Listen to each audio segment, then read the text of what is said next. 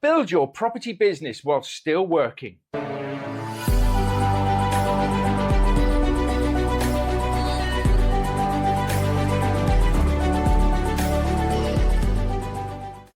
Hello, my name is Mark Fitzgerald, and it's great to have you joining me here today. So I see a lot of people getting out there, wanting to build a rent-to-rent business, a property business, but wanting to get out of their day jobs really, really quickly. And whilst there's nothing wrong with that, there are some super benefits to you actually staying in employment whilst you do this.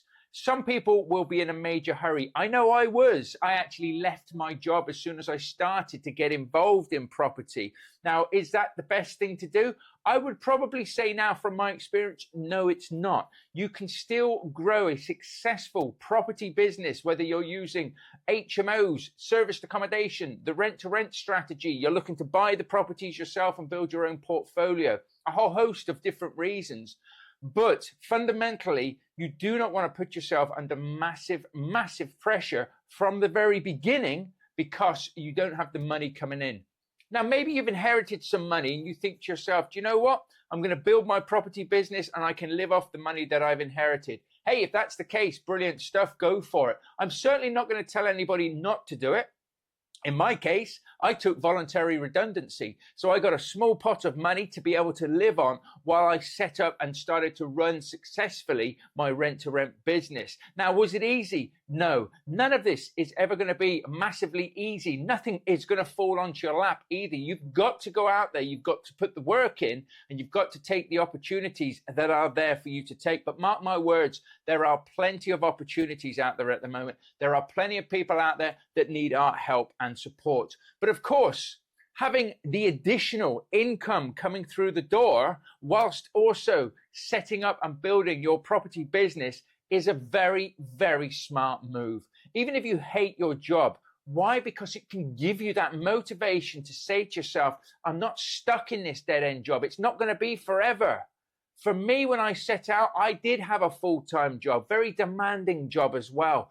But I put in my diary, in my work diary at the beginning of 2019, actually, I had in December 2019 that I was going to leave my job. For Christmas, my Christmas present to me was I was going to hand my notice in. Now, I actually got out of my job at the end of February that year. So I managed to do things very quickly. But as I say, the opportunity to take voluntary redundancy was there. I took it and then I started to build my property business. But it's not that I took it, I had this pot of money and happy days, off we went to the races and I started making all of this money. No, there were ups, there were downs, there was more no's than yeses. It was a real hard slog, a real hard process that you have to go through to be able to do this.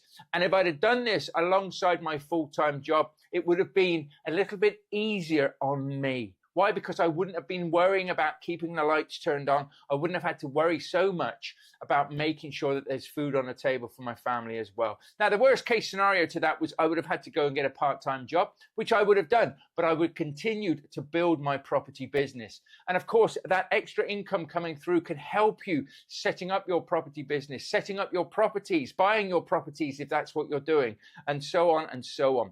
So make sure that you don't just jump ship because you've got a great idea. Make sure it's a calculated decision. It's the right decision for you. If you've got a family, your family are on board with it as well, because my wife was on board with what we were doing. She could see that I was miserable and she wanted to just let me go out there and have a go. That's great. But if you haven't quite got people, maybe a spouse, maybe a partner on side with you just yet, if you can start building up the concept that you can get hold of properties, you can turn properties into profit, so to speak, as well. People can start seeing that it's a lot easier to get them on board. Also, you'll have more flexibility in your property business while you're still working because it allows you to manage your time. So some people will say, I need to get out of my day job. I have no time. It takes up all of my time, 8 hours a day, 12 hours a day, depending on the shifts or whatever you're doing.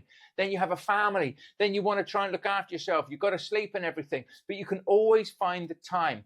And I actually find that people that I work with that are doing this, that are building their property businesses alongside a full-time job, actually do a far more efficient job than people that have got all the time. Why? Because they have to schedule their time. They have to make sure that the time that they carve out for their property side of things, i.e. calling agents, making sure that their marketing's going, taking time to network with people, making sure that those daily actions to get the deals are being done, are scheduled in.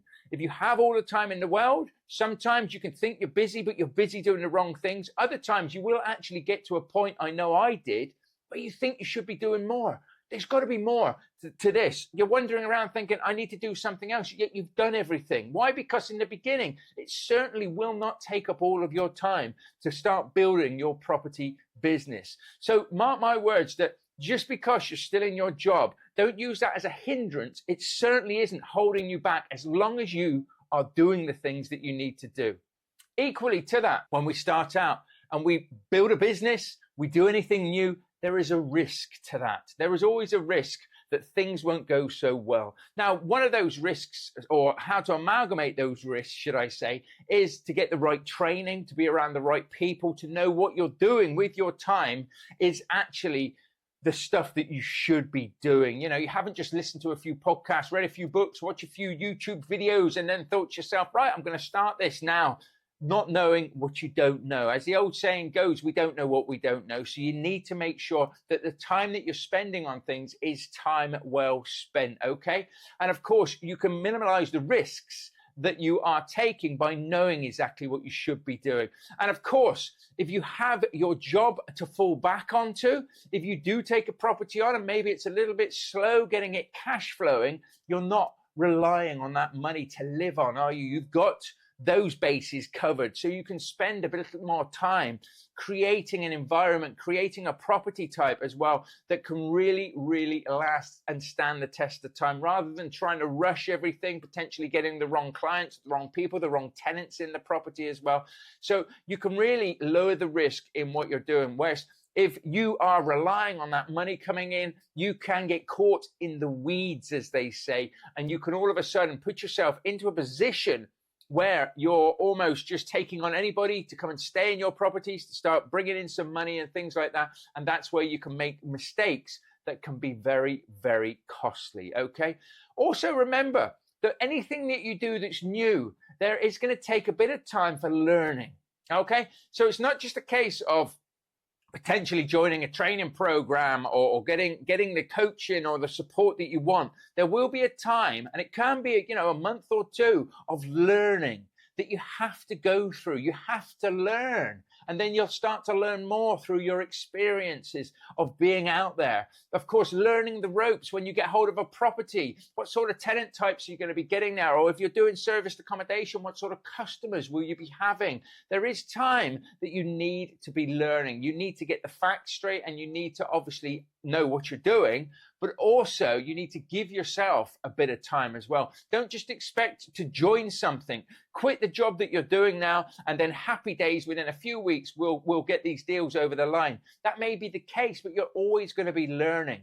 So make sure that you start something now to start learning, so that you can leave and make sure that you're on the right path later on. When you are still working, it is a great time to start telling co-workers, friends, family of your plans. This is what I'm planning on doing. Now, obviously, if you've got a job that doesn't allow or doesn't want you to have outside interests in the form of other businesses, or you're not allowed to do that, you can always say it's a hobby. If you have a life partner, you can say it's their business and you're just helping them with it, so on and so on. But most of us don't really have those major problems. The one thing I would say is that you have to please make sure that if you are still in your full-time job and you are building a property business, that you do not let your job that you're in suffer because of it.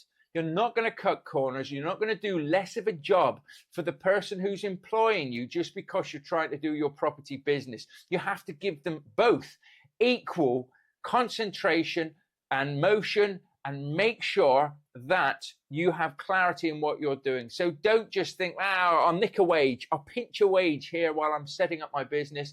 try and do the best in all of the jobs that you're doing. Why? Because it will rub off on everything else that you do, okay? And also, it's not fair, even if you don't like your employee, your manager, or whoever like that, it's not fair on them if you do not give it your all when you're actually at your job. So when you're at your day job, you do your day job. When you're on your property, you do your property. I like to think of it as well as when you're with your family, be with your family, okay? As Jim Rohn, the great Jim Rohn, always used to say, when I'm at the beach, I want to be at the beach, not thinking about the office. And when I'm at the office, I want to be at the office, thinking about the office, not thinking about the beach. So make sure that you have clarity and departmentalize what it is you're doing. But again, it's a great opportunity for you to be getting out there, networking, telling people what you're doing, see if anybody you know has got any properties that they need help and support with as well, okay? Also, when you have your job and you have your wage coming through, you can test the market a bit more. So when you get your properties with whatever strategies, whether it's HMOs or serviced accommodation that you're looking at doing, potentially those strategies, it could be something else, but I'm just talking about those here for examples. Because I work with a lot of people for serviced accommodation and HMOs as well with our rent-to-rent business builder training programs and things like that. So you can test the market. So for me, with my HMOs, we like to make those little communities as much as we possibly can. You can't do it in all properties, but some properties you can end up getting the same sorts of tenants in. You make these little communities up, these little pockets of communities, and people stay longer, they respect the property more, and that they actually have a better standard of living because they are socializing with people. Most people like to have an element of socializing. They like to be able to talk to like-minded people, to be able to get on, to feel comfortable and safe in their properties. And you can really sort of test the market with doing that. And then, of course, once you've got your niche, once you know the tenant types or the client types that you want to be putting in your properties, then, of course, you can roll that out, you can scale it up, you can cookie cutter what it is that you're doing. But initially, a lot of the times when it's in areas or it's something new that you're doing, you will find yourself not giving yourself time to test things, to make things better when you need the money straight away. As I say, if you can make things tick over, make sure that they're covering all costs and things like that, you can test the market a little bit more. And of course, that can also, in the long run, give you massive, massive profits in what you're doing and make sure that you are successful in your approach. Okay?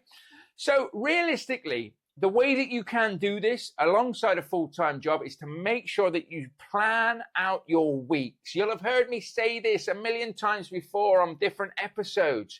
It's all in the planning. Anything you do has to have a plan. You need to have a vision, a strong vision, what it is that you want to achieve and do. The first question I'll ask anybody, any of you, if I ever do speak to you, is, what is it that you've got a bit of a passion about? Is it HMOs, co-living? Is it serviced accommodation, short-term rentals? Are you looking at buying properties? Are you looking at starting a rent-to-rent business, a management business? What are you passionate about? Why? Because that will keep you going when it's hard. So have that passion. With that passion, then give yourself a vision. In the next 12 months, I want to take on at least 5, maybe 10, maybe 15, maybe 40, maybe 50 properties. Have a good, strong vision and make sure it's a big vision, because then what we can do is we can take that vision of yours and we can start breaking it down into bite-sized actions, into chunks that you can start doing on a monthly, weekly and daily basis to start winning the day, to start winning the week, to start winning the months that you're doing. If you've got a very demanding full-time job, you may have to sacrifice maybe a bit of TV time. Maybe you might have to get up earlier or stay up a bit later, but it's a sacrifice that is worth taking. And if you stand there or sit there and say to me, Mark, I just do not have a minute, I don't have one single minute to do anything else, then you need to just look at your life before you can start looking at building anything else. Because if you cannot find at least 30 minutes a day to focus on building your property business, or any business for that matter, then you shouldn't be starting a business, because it's not the right time for you. If you have a very young family, and I know how demanding a young family can be, you've got a very demanding full-time job. Maybe you've got a partner, a spouse, a loved one that's not on the same page as you, then it can be difficult. Then just sit it out for the minute and start taking the small actions as and when you can, okay? Also, Don't be afraid to speak to some loved ones. There's potentially grandparents that you might have there that would look after your kids at a certain day or a certain time each week. They'd love to have the chance to do so. They just don't know about it at the moment because you haven't spoken to them about it. That's why you need to tell everybody what you're doing. Everything for me goes into my Google Calendar. So I'm here now doing this recording because it's in my Google Calendar to do. I live a very rigid lifestyle that people see from the outside, but I can tell you for a fact, I feel the freest I have ever felt in my life. Why? Because I know where I need to be. I know what I'm doing. And I tell you what, it's so inspiring when I look at my calendar and I see the things that I love to do and I want to get out there and do them. My family take precedence over that. So what my wife will do is she will put in our social gatherings, holidays, time away, when we're going to go and do things, if we're going to go shopping, all of that goes into the calendar. So I know what we're doing.